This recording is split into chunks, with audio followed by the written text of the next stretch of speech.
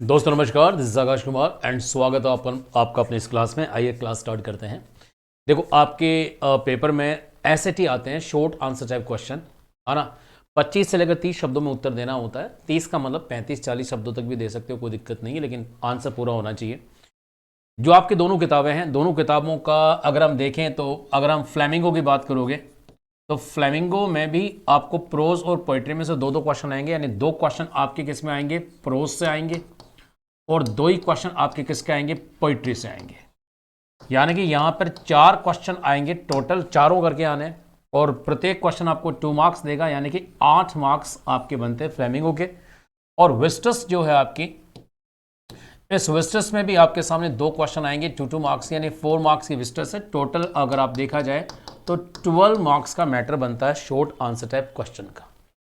ठीक है, तो अब पहला सवाल तो ये कि sir short answer type question कैसे तैयार करें, समस्या क्या है, व्हाट इज द प्रॉब्लम।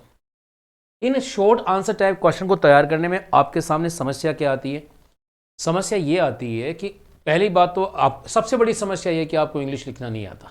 ठीक है, दूसरी समस्या ये कि जो आप मार्केट से जो पासबुक लेके आते हैं किस इस इंग्लिश की, तो आपने देखा होगा कि उस पासबुक के अंदर एक एक पार्ट के साथ में मतलब ये मान लीजिए 30 to 40 क्वेश्चन हैं, यानी एक ही पार्ट के पीछे 30-40 क्वेश्चन लगा रखे हैं। तो अब आप कंफ्यूज हो जाते हो कि किसको पढ़ें और किसको छोड़ें। राइट, तो ऐसा है कि आपको वो पासबुक वाले मैटर पे नहीं चलना है। ठीक है, आपको सटीक पढ़ना है। मैंने आपको जो पिछली क्लासेस दी है उसमें एक बात मैंने आपको स्पष्ट कही थी कि अगर आप शॉर्ट आंसर टाइप क्वेश्चन करना चाहते हो तो इसके लिए आप लॉन्ग आंसर टाइप क्वेश्चंस को सेटिंग से करो। अगर आपने किसी, है ना, बड़े क्वेश्चन को अगर आपने तैयार कर रखा है, लॉन्ग आंसर टाइप क्वेश्चन को अगर आपने तैयार, एलएटी अगर आपका तैयार है, किसी पार्ट का लॉन्ग आंसर टाइप क्वेश्चन अगर आपका तैयार है, तो ये मान के चलना कि आपका एसएटी यूजुअली उसमें बन जाता है। अगर 2 क्वेश्चन आते हैं तो एक क्वेश्चन आपका एलईटी में से ही क्या हो जाता है, निकल जाता है, और इसका मतलब केवल आपको एक क्वेश्चन की तैयारी करनी होती है। क्लियर है। तो पहली बात तो ये कि आप एसएटी को लेकर ज्यादा डरे नहीं। आपको 30-40 क्वेश्चन पढ़ने की कोई जरूरत नहीं है। ठीक है, पहले काम ये करें कि आप लॉन्ग आंसर टाइप क्वेश्चन को साइलेंस से तैयार करें। तो आपके जो टोटल कितने क्वेश्चन आ रहे हैं आपके पास में, यहाँ पे 6 क्वेश्चन आ रहे हैं। 6 क्वेश्चन किसके आ रहे हैं, 6 क्वेश्चन आपके prose poetry, sorry 4 question prose poetry के आ गए, और 2 क्वेश्चन किसके हो गए, आपके विस्टस के आ गए। 6 क्वेश्चन आपको टोटल टैकल करने हैं, और 6 में से तकरीबन 3 क्वेश्चन कहां से आ सकते हैं, फ्रॉम एलएटीज। ध्यान रखना, इतने सालों से मैं पढ़ा रहा हूँ, और 12वीं क्लास को कहीं बार, और हमेशा ये कहता हूँ कि देखो कम पढ़ो सटीक पढ़ो। तो इस चीज को आप समझें, लॉन्ग आंसर टाइप क्वेश्चन को अच्छी तरह तैयार करें। अब बचते हैं 3 क्वेश्चन। तो मैं आपको जितने भी आपके जो पार्ट हैं उसके long short answer type question में आपके सामने रख रहा हूं। छोटे छोटे क्वेश्चंस हैं, और एक टेक्निक भी आपको समझनी पड़ेगी, किस टेक्निक सबको तैयार करना है। तो देखो ध्यान रखना, हम तैयार करने जा रहे हैं क्या, short answer type question journey to the end. विस्टस को सबसे पहले ले रहे हैं, और विस्टस में एक आपका चैप्टर है journey to the end of the earth. Right, इस चैप्टर से बनने वाले क्वेश्चन। इससे पहले कि अपन समझें, देखो आपका जो है क्वेश्चन जो है वो आपको 2 मार्क्स देगा। कितने मार्क्स देने वाला है, 2 मार्क्स आपको देगा। जब भी 2 मार्क्स का क्वेश्चन हो, चाहे वो आप हिंदी में हो, चाहे इंग्लिश में हो, चाहे पॉलिटिकल साइंस में हो, किसी भी सब्जेक्ट में हो, अब ह्यूमैनिटी के सब्जेक्ट में, बाकी साइंस के सब्जेक्ट में चीज लागू नहीं होती है। तो अगर वो 2 मार्क्स का क्वेश्चन है तो कोशिश करो उसको कम से कम 2 पॉइंट में डिवाइड करके अगर आप लिख सको, ज्यादा बढ़िया रहेगा। और अच्छा है अगर उसको आप 4 पॉइंट में डिवाइड करके रख सको, वैसे कम से कम 2 पॉइंट में तो आपको उसको डिवाइड करना ही चाहिए। तो आपका जो एग्जामिनर है वो क्या करेगा, उसके लिए आसान होगा मार्क्स देना। एक मार्क आपको दोनों पॉइंट के देके आपको 2 आउट ऑफ 2 मार्क्स दे सकता है। या हो सकता है कि आपने उस पॉइंट को 4 छोटी 4 लाइनों में लिखा है, राइट, तो आपको हाफ एंड हाफ मार्क देके क्या कर सकता है, 2 आउट ऑफ 2 मार्क्स दे सकता है। ये थोड़ा सा ध्यान रखना है। मैं जो भी आपको क्वेश्चन कराऊंगा कोशिश करूंगा कि हर क्वेश्चन में आपको एक पॉइंट डिवाइड करके दूं, जिससे क्या कि एक तो पॉइंट में जब हम क्वेश्चन को डिवाइड कर ले तो आसान होता है उसको याद करना, राइट, और आपका एग्जामिनर के लिए भी आसान होता है आपको मार्क्स देना। तो आइए क्वेश्चन देखते हैं। देखो इसकी पीडीएफ मैंने आपको डाल दी है पहले से ही, मैं एक दिन पहले पीडीएफ आपको डाल देता हूँ। राइट, क्लास हमेशा दूसरे दिन देता हूँ, जो पीडीएफ आती है उसकी क्लास अगले दिन आती है। क्यों देता हूं कि इसकी हिंदी भी मैंने आपको पीडीएफ में दी है, राइट। तो फिर आप समझ लो, मैं इस बार को हर बार हर क्लास में रिपीट करता हूं कि आप जब भी मेरी क्लास लेने बैठो, तो क्लास ले रहे हो आप, तो उससे पहले कम से कम एक रीडिंग आप उस पीडीएफ की मार लिया करो, समझा। एक कम से कम एक बार आपको उसको सारे क्वेश्चंस को पढ़ लेना चाहिए, उसमें हिंदी दे रखी है ना, और अब एक रीडिंग अगर यहाँ पे कर लेते, ये मान लो तो 30% के आसपास वो चीजें आपके दिमाग में जा चुकी होती है।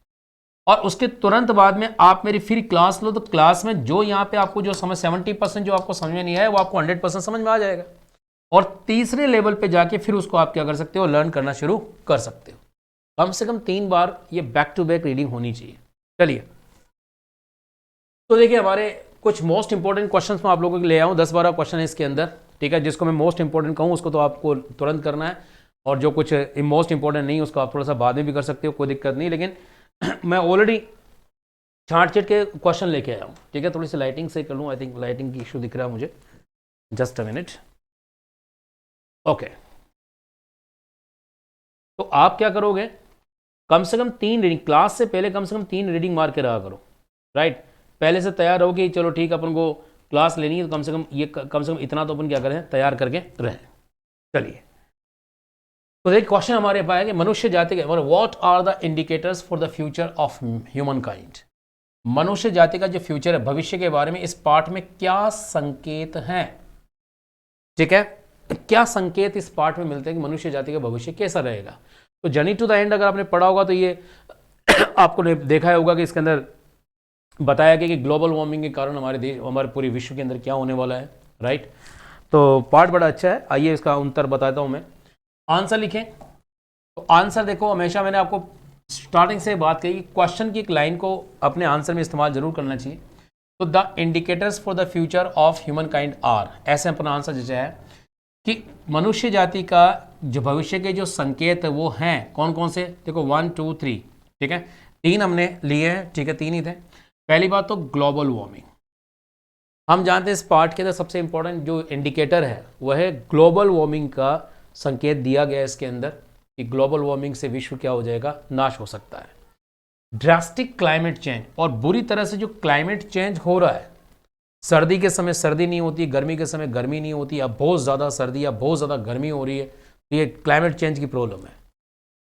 Increasing sea water level due to melting of glaciers, बर्फ की जो चट्टानें हैं उसको पिघलने के कारण, ड्यू टू का मतलब क्या होता है, के कारण, और मेल्टिंग का मतलब हो गया पिघलना, उसके कारण जो समुद्री जल का स्तर है वो बढ़ रहा है। इंक्रीजिंग का मतलब क्या हो गया, बढ़ रहा है। तो इस पार्ट के अंदर 3 इंडिकेटर हमको दिखाई देते हैं। तो these all indicators are real threat to humankind. Threat का मतलब क्या होता, खतरा।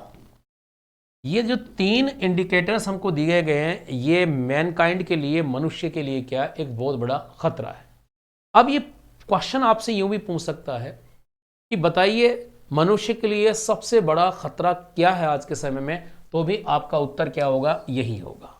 तो आई थिंक मैं सोचता हूं कि देखो इसके अंदर कोई नया शब्द नहीं आया है, ऑलरेडी सारे शब्द वही हैं जो या तो आपने पहले से पढ़ रखे हैं या आपके पाठ में दे रखे हैं, ठीक है। तो क्वेश्चन काफी इंपॉर्टेंट है, इसको आप जरूर करें। आइए फटाक से चलते हैं दूसरे क्वेश्चन की ओर। दूसरा क्वेश्चन है कि how do geological phenomena help us to know about the history of mankind, कि भूगर्भ की जो घटनाएं हैं मनुष्य जाति के बारे में जानने में कैसे सहायता करती है, यानी कि जो भूगर्भ में जो घटनाएं होती है उससे मनुष्य जाति के भूतकाल के बारे में हम कैसे जान सकते हैं। ये क्वेश्चन कई बार आया है, आरबीएससी में भी आया, तो बाकी की जो स्टेट लेवल एग्जाम्स है उसमें भी पूछा गया है, तो ध्यान से इसका उत्तर समझिएगा।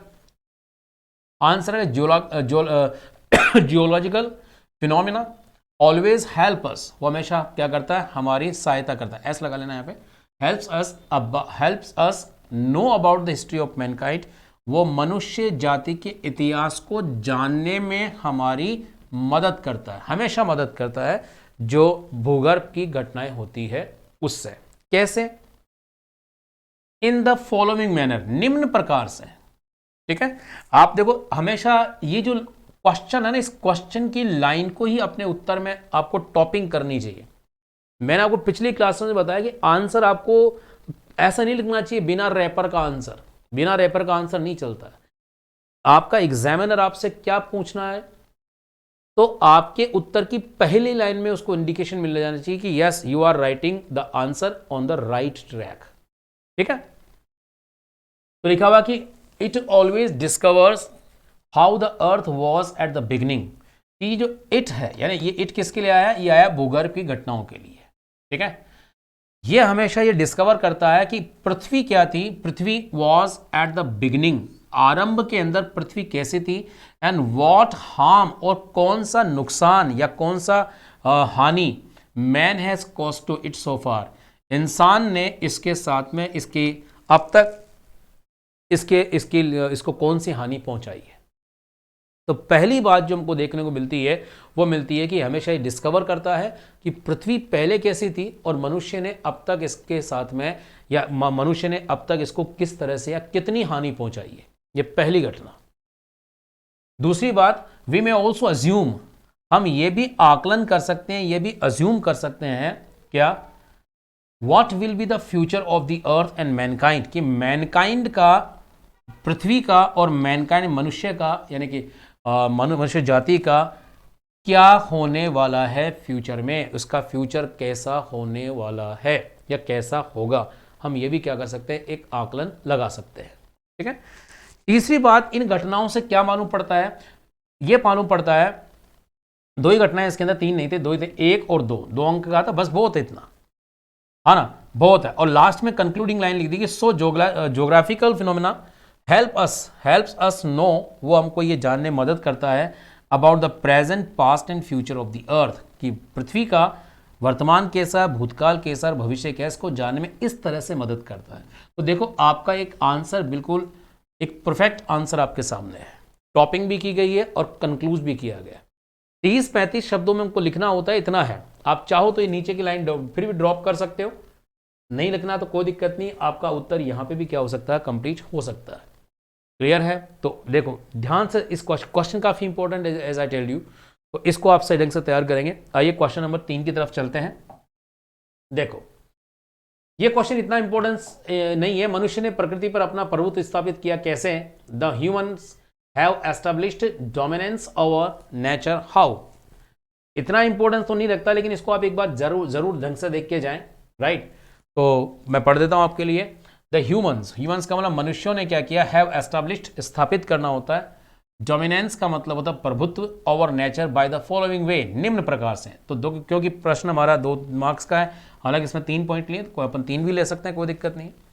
दे have used all the natural resources for their inhabitation, inhabitation का मतलब क्या हो गया, निवास, कि मनुष्य ने क्या कर दिया है अपने निवास के लिए, इनहैबिटेशन के लिए उसने क्या किया है, मनुष्य ने ऑल द नेचुरल रिसोर्सेज, समस्त प्रकार के जो नेचुरल रिसोर्सेज है, प्राकृतिक संसाधन है, उसका इस्तेमाल कर लिया है। ठीक है, आगे देखो, बाई डूइंग सो, ऐसा करके, they have caused damage to the earth at their will, उन्होंने मन मर्जी से, एट दियर विल का मतलब क्या होता है, अपने मन मुताबिक इस पृथ्वी पर क्या कर दिया है, डैमेज कोज कर दिया है, यानी पृथ्वी को बड़ी हानि पहुंचाई है। मन मर्जी से उन्होंने क्या किया है, पृथ्वी को हानि पहुंचाई है। They seem to have controlled over natural forces, ऐसा लगता है कि उन्होंने सभी प्राकृतिक फोर्सेस के, प्राकृतिक शक्तियों पर विजय प्राप्त कर ली, ऐसा प्रतीत होता है।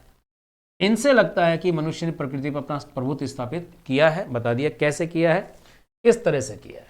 राइट, तो इतना इंपॉर्टेंट क्वेश्चन नहीं, लेकिन थोड़ा देख के जरूर जाना। ये क्वेश्चन बहुत इंपॉर्टेंट है, स्टूडेंट ऑन आइस, ध्यान रखना, ये मोस्ट इंपॉर्टेंट क्वेश्चन है, आया भी है कई बार, राजस्थान बोर्ड में भी कई बार पूछा गया, बाकी दिल्ली बोर्ड में या बाकी जो यूपी बोर्ड में है उसमें भी क्वेश्चन हमको देखने को मिलेगा। ठीक है, तो क्वेश्चन क्या है, ये पार्ट में आप जानते हो कि जब पार्ट आपका स्टार्ट होता है, चैप्टर आपका स्टार्ट होता है, तो यहीं से स्टार्ट होता है कि आइस कौन सा प्रोग्राम था, ये स्टूडेंट्स ऑन आइस प्रोग्राम क्या है, तो उसके ऑब्जेक्टिव्स क्या थे, यानी उसका एम क्या था, मुख्य उद्देश्य क्या था। तो 2 बातें हैं इसके अंदर, the main object of the program students on ice, कि स्टूडेंट्स ऑन आइस नाम का जो प्रोग्राम था, उसका जो मेन ऑब्जेक्ट था वो क्या था, ये था to take high school students, कि हाई स्कूल स्टूडेंट्स को ले जाना, कहाँ ले जाना, to the ends of the world, संसार के अंतिम छोर पे। अंटार्कटिका पे ले जाना पहला उद्देश्य तो ये था। दूसरा उद्देश्य था एंड साथ ही साथ ये भी उद्देश्य था and to provide them with inspiring educational opportunities, कि उनको दिया जाए क्या, प्रेरक शैक्षणिक, अपॉर्चुनिटी का मतलब क्या होता है, अवसर, उनको प्रेरक शैक्षणिक अवसर दिए जाएं सीखने के, ठीक है ना, क्या सीखने के, which will help them with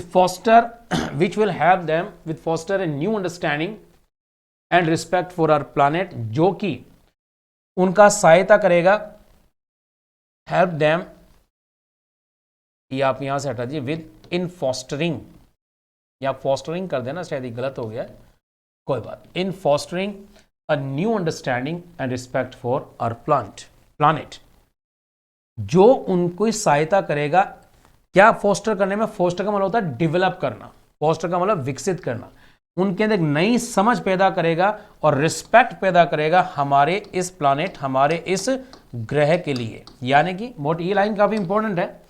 education जो प्रोग्राम हुआ था उसका मेन उद्देश्य था कि वो स्टूडेंट को एक अपॉर्चुनिटी दे। कौन सी अपॉर्चुनिटी, वहां पर जाके वो सीख समझ सके, वहां जाके वो समझ सकें और अपने अंदर एक नई समझ और एक नया रिस्पेक्ट पैदा कर सके अपने प्लैनेट के लिए। तो ये दोनों पॉइंट क्या है इसके आंसर में रहेंगे, ठीक है। तो आप जरा इसको हल्का सा ऐसा करेक्शन कर लेना और दैट इज द आंसर। तो ये आपका क्वेश्चन नंबर 4 हो गया। आइए चलते हैं क्वेश्चन नंबर 5 की तरफ। What will be the West Antarctica ice sheet melt entirely. हालांकि इतना इंपॉर्टेंट क्वेश्चन नहीं है ये, कोई हल्का सा एक बार पढ़ के जरूर चलिए जाएगा। राइट, लिखा हुआ कि पश्चिमी अंटार्कटिका में बर्फ की परतें क्यों पिघल जाएंगी। राइट, सिंपल सा क्वेश्चन है। The West Antarctica ice sheet will melt entirely because, क्यों हो जाएगा, because the temperature of the earth is increasing. Right, कि जो चाहो तो बिकॉज लगा दो, नहीं कोई दिक्कत नहीं, ऐसे भी लिख सकते हो। The temperature of the earth is increasing rapidly. Rapidly का मतलब होता है फास्ट। ये जो टेम्परेचर है अर्थ का वो तेजी से क्या हो रहा है, इंक्रीज कर रहा है। It will cause speedy melting of such ice sheets. और ये क्या करेगा, स्पीडी का मतलब ये फास्ट, तो ये कारण बनेगा fast melting of ice sheet. जो बड़ी बड़ी परतें हैं उसको फास्ट मेल्टिंग का, उसको तेजी से पिघलाने का ये क्या बनेगा, कारण बनेगा। तो I think this question is not so important, but थोड़ा सा इसको देख के जाना। आइए चलते हैं। हाँ, ये एक इंपॉर्टेंट क्वेश्चन है, थोड़ा सा बड़ा आपको दिखेगा, राइट, लेकिन इसको पढ़ के जरूर जाना। हो सकता है कि बड़ा क्वेश्चन भी यहां से बन जाए, तो इसको तो इसलिए मैंने थोड़ा बड़ा दिखा है। राइट, ये छोटे क्वेश्चन में नहीं है, बड़े जैसा क्वेश्चन है, लेकिन इसको थोड़ा सा देख के जाओ। Why is Antarctica a crucial element in the debate of the climate change? जलवायु परिवर्तन के वाद विवाद में अंटार्कटिका किस प्रकार एक महत्वपूर्ण तत्व है। अगर आपके पास में पॉलिटिकल साइंस है, तो पॉलिटिकल साइंस में जो समकालीन विश्व की राजनीति है उसके अंदर चैप्टर है जलवायु, पर्यावरण और मानव संसाधन, पर्यावरण और प्राकृतिक संसाधन। वो चैप्टर भी इसी पॉइंट के ऊपर है, ठीक है। थोड़ा पढ़ना उसको अगर आपके पास पॉलिटिकल साइंस है तो। Antarctica is a crucial element in the debate of climate change. Antarctica climate change की डिबेट में, वाद विवाद में मुख्य क्या है, एक एलिमेंट है। क्यों है, बिकॉज क्योंकि Antarctica is completely covered with ice. Antarctica पूरी तरह से किससे कवर किया हुआ है, किससे ढका हुआ है, बर्फ से ढका हुआ है। हैज लिटिल ह्यूमन इंटरफ्रेंस, और इसके ऊपर ना के बराबर मानवीय हस्तक्षेप है। इंटरफ्रेंस का मतलब क्या हो गया, हस्तक्षेप है, मानव वहां पे नहीं है लगभग, ठीक है। आगे देखो, we have caused a great damage to the earth, और हमने पृथ्वी पे क्या किया, बहुत बड़ी हानि पहुंचाई पृथ्वी को, एंड नेचर, और साथ में प्रकृति को भी, by exploiting natural resources at our will. अपनी मर्जी से हमने प्राकृतिक संसाधनों का क्या किया है, शोषण किया है।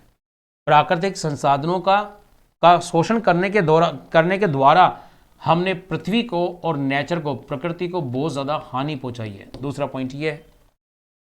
इस तीसरा point, we can directly experience the consequences. Consequences का मतलब होता है परिणाम, दुष्परिणाम को कहते हैं। वैसे आप भूल जाओ इस वर्ड को तो रिजल्ट लिखने का काम चल जाएगा, लेकिन कॉन्सिक्वेंसेस वर्ड को आप लिख के आओ, ज्यादा बेटर है। तो वी कैन डायरेक्टली एक्सपीरियंस, हम प्रत्यक्ष रूप से वहां अनुभव कर सकते हैं किस चीज का, उन परिणामों का, ऑफ सच डैमेज, इस प्रकार की जो डैमेज हुई ना उसके परिणामों का हम यहाँ क्या कर सकते हैं, प्रत्यक्ष रूप से उसका अनुभव कर सकते हैं ऑन अंटार्कटिका पे। ड्यू टू ग्लोबल वार्मिंग, है ना, वैश्विक ताप वृद्धि के कारण आइस शील्ड्स आर मेल्टिंग, जो आइस शील्ड्स है, बर्फ की परतें हैं, वो मेल्टिंग हो रही है, पिघल रही है fast. And water level in oceans, और महासागरों के अंदर जो जल का स्तर है इज इंक्रीजिंग, वो बढ़ रहा है। मैनी सिटीज नियर सीज, सागरों के किनारे जो सिटीज हैं, are in danger to lose their existence, वो उनको अपने अस्तित्व को खोने के खतरे में है। वो तो उत्तर थोड़ा सा बड़ा हो गया है, लेकिन आप देखो ये पूरे पाठ जो है ना, अगर आपका उसका क्रक्स है ये, तो हम यहां से एलएटी आ जाए, यहां से एसएटी आ जाए, कुछ भी आए, लेकिन यहां से क्वेश्चन जरूर बनता है। तो इसको थोड़ा ढंग से आप क्या करोगे, प्रिपेयर करके जाइए। ये हमारा 6th क्वेश्चन था। आगे चलते हैं। ये जो एक्चुअली ये हिंदी में गलत लिख दिया है ये, ठीक है ना, इसका फॉन्ट बदला नहीं है, आप समझोगे सर ये क्या लिख दिया। ये क्वेश्चन राजस्थान बोर्ड में आया है। व्हाट इज, ये जो आपका एक नया वर्ड है ना, इसको बोलते हैं फाइटोप्लैंक्टन, ठीक है ना। अब ये क्या है, ये पूछा कि ये क्या है, तो जो आपके क्या होते हैं, जो सी में छोटे छोटे प्लांट्स होते हैं ना, उनको कहा जाता है। तो ये क्वेश्चन आ चुका है, आप चाहो तो उसको पढ़ सकते हो, है ना, और चाहो तो कोई दिक्कत नहीं है, आप इसको देख लो। Small sea plants are called phytoplankton, जो स्मॉल सी प्लांट्स होते हैं उनको कहा जाता है। They make food for themselves, ये अपने लिए स्वयं खाना बनाते हैं in the presence of sunlight, इसके सूर्य के प्रकाश की उपस्थिति में खाना बनाते हैं। दे यूज कार्बन डाइऑक्साइड गैस, वो कार्बन डाइऑक्साइड गैस का इस्तेमाल करते हैं, एंड गिव आउट ऑक्सीजन, और ऑक्सीजन बाहर छोड़ते हैं। They also maintain the food chain, वो फूड चेन को, जो भोजन श्रृंखला होती है, उसको भी बनाए रखते हैं। Of the entire southern ocean, जो आपका साउथर्न ओशन है उसकी कंप्लीट, उसको क्या बना के रखते हैं, फूड चेन को बना के रखते हैं। तो ये थोड़ा सा देख के जाना, हालांकि क्वेश्चन आरबीएससी में तो आ चुका है, राइट, लेकिन बाकी बोर्ड्स में आ सकता है। ये क्वेश्चन कई बार पूछा गया है, इस क्वेश्चन को थोड़ा ढंग से देख के जाना। What was the writers first emotion on facing Antarctica's expensive white landscape, कि अंटार्कटिका के विस्तृत हिमखंडों का सामना करते हुए लेखक का प्रथम भाव क्या था, है ना। तो the writers first emotion there was, वहां पे जो फर्स्ट इमोशन वो क्या था, after the author had reached Antarctica, कि ऑथर के अंटार्कटिका पहुंचने के बाद, she saw its expensive white landscape, उसने देखा, किसको देखा, इसके विस्तृत सफेद लैंडस्केप को, उस बड़े से किसको, आपके विस्तृत लैंडस्केप को, मतलब विस्तार मान लीजिए, है ना, मैदान मान लीजिए। And wide spread blue horizon, और दूर तक फैले हुए ब्लू हॉरिजन को उन्होंने देखा। शी फेल्ट रिलैक्स्ड, उनको, उसको वहां पर बड़ा रिलैक्स महसूस हुआ, राहत भरा महसूस हुआ। She had the feeling of deep wonder, उसको बड़े आश्चर्य की भावना भी वहां पे उसके अंदर आई। एट इट्स ह्यूजनेस, इसकी विशालता को देखकर, एंड इट्स आइसोलेशन, इसके एकांत को देखकर, एकांत और उसकी ह्यूजनेस का मतलब विकराल रूप को देखकर, उसकी विशालता को देखकर उसके अंदर गहरा आश्चर्य की भावना आई। She was surprise to know, उसको ये जानकर बड़ा सरप्राइज हुआ, that India and Antarctica were once the part of the same land mass, है ना, कि भारत और अंटार्कटिका किसी समय एक ही भूखंड के भाग थे। ये जानकर उसको क्या हुआ, बड़ा आश्चर्य हुआ। ये क्वेश्चन बहुत इंपॉर्टेंट है, इसको थोड़ा सा देख के जाना। आगे चलते हैं। What is the impact of burning fossil fuels, जीवाश्म ईंधन को जलाने का क्या प्रभाव होता है। ठीक है, हम जानते हैं पेट्रोल डीजल वगैरह सबके सब क्या है, ये सब के सब क्या है, फॉसिल फ्यूल है। तो जलाने से क्या होगा, नुकसान ही होगा। तो आइए पढ़ लेते हैं इसको कि फॉसिल फ्यूल्स इंक्लूड, अब फॉसिल फ्यूल के अंदर क्या क्या इंक्लूड होता है सर, कोल, कोयला, क्रूड ऑयल यानी कच्चा तेल, एंड नेचुरल गैसेस, और प्राकृतिक गैसेस इसमें इंक्लूड होती है। The impact of burning fossil fuel is, और इस फॉसिल फ्यूल को जलाने का प्रभाव है वो क्या है, ये है ABC 3 जगह। On burning these fossil fuels, in fossil यानी कि जीवाश्म ईंधन को जलाने पर वी गेट हीट एनर्जी, हमको हीट एंड एनर्जी, हमको हीट यानी गर्मी और एनर्जी मिलती है, ये बात सही है। बट लेकिन a lot of waste and poisonous gases are released, लेकिन बहुत ज़्यादा वेस्ट यानी कि कचरा एंड पॉइजनस जहरीली गैसें क्या होती है, छोड़ी जाती है, छूट जाती है, विच पल्यूट आर इन्वायरमेंट, जो कि हमारे पर्यावरण को नुकसान पहुंचाती है। It is the man cause of increasing global warming, और यही क्या मुख्य कारण है ग्लोबल वार्मिंग के इंक्रीज करने का। तो ये लीजिए आपका जीवाश्म को जलाने से क्या नुकसान होता है, आसान लैंग्वेज के अंदर आपके सामने इसका उत्तर आ गया। एक दो बार तैयार करें, ये याद हो जाएगा। ये देखिए, ये वो इस प्रकार के what could be the result of the effect of global warming on Antarctica. ये पूछा कि अंटार्कटिका के ऊपर ग्लोबल वार्मिंग का क्या परिणाम हो सकता है, राइट। तो हम जानते हैं अंटार्कटिका क्या होगा, बर्फ पिघल जाएगी, बर्फ पिघल जाएगी तो सी लेवल ऊपर आएगा, सी लेवल ऊपर आएगा तो डूब जाएंगे। ठीक है, पढ़ लेते हैं इसको। The result of the effect of global warming on Antarctica कुछ भी, क्या क्या हो सकता है, कुछ भी हो सकता है। It will melt the vast expense of ice on Antarctica, in नहीं ऑन कर देना है, ठीक है। ये अंटार्कटिका पर जो बहुत ज्यादा क्या है, आइस है, जो विस्तृत एक्सपेंस का विस्तृत जो आइस है उसको मेल्ट कर देगा।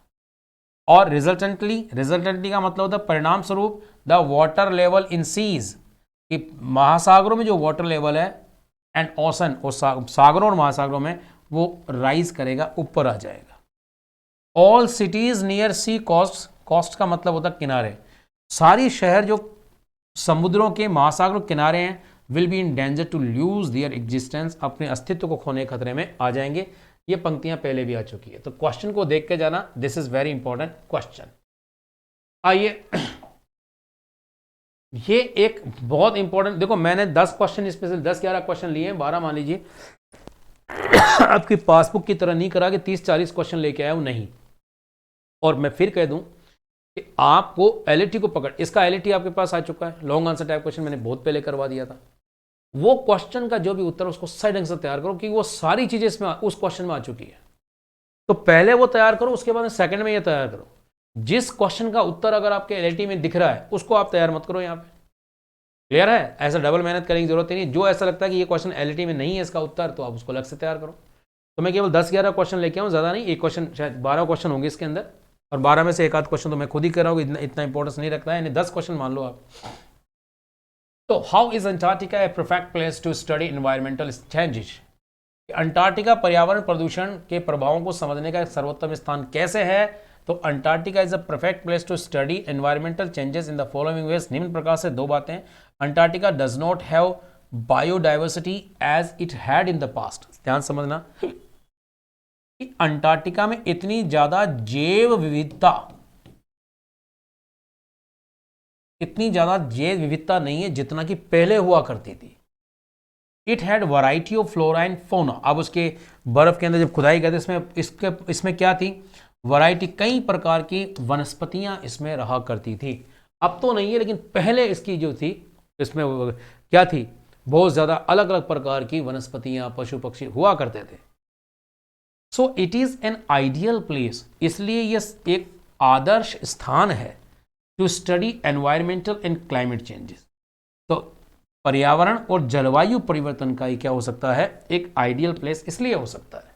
क्वेश्चन को अच्छी तरह देख के जरा, अंतिम प्रश्न इसका, ये प्रश्न आया हुआ है, थोड़ा सा देख लेना। And for human progresses isn't good, what does the line signify, और मनुष्य के लिए पूर्वानुमान अच्छा नहीं होता, इस पंक्ति का क्या अभिप्राय है। इंपॉर्टेंट पंक्ति है, आंसर बहुत आसान है।